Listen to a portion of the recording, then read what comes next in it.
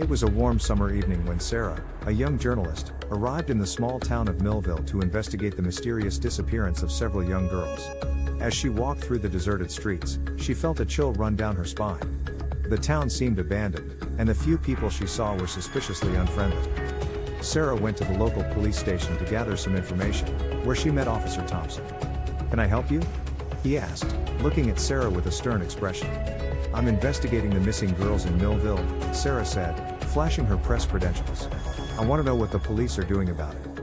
Officer Thompson hesitated for a moment before speaking. "We've been doing everything we can, but we haven't found any leads," he said, his voice low. "But I can tell you this, there's something strange going on in this town. People disappear all the time, and nobody knows why."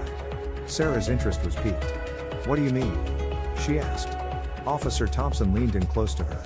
"Some folks around here say that the disappearances are connected to an old legend," he whispered. "They say that there's a creature that lives in the woods, a monster that preys on young girls. They call it the Millville Beast." Sarah couldn't believe what she was hearing. "That's ridiculous," she said.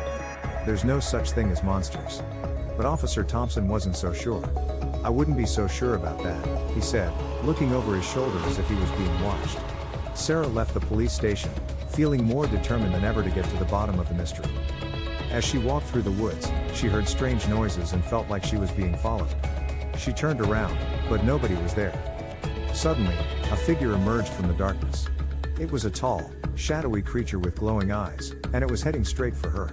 Sarah screamed and ran, but the creature was faster.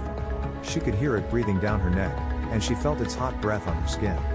Just as she thought she was going to be caught, she stumbled and fell into a clearing. The creature stopped in its tracks and disappeared into the woods. Sarah lay there for a moment, catching her breath, when she heard a voice behind her. "Are you okay?" it said. She turned around and saw a man standing there, looking at her with concern. "I'm fine," she said, trying to steady her voice. "Who are you?" The man introduced himself as Peter, a local hunter who had been tracking the Millville Beast for years. "I've been trying to warn people about that thing," he said. "But nobody believes me." Sarah listened as Peter told her about the creature's history, how it had been terrorizing the town for generations.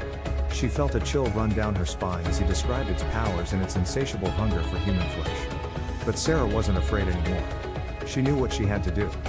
The next day, Sarah wrote an article about the Millville Beast and its victims, urging people to be vigilant and to take precautions.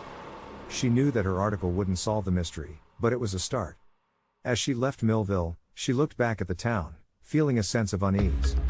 She knew that the Millville Beast was still out there, lurking in the shadows, waiting for its next victim. If you enjoyed this story, please like and follow for more creepy tales.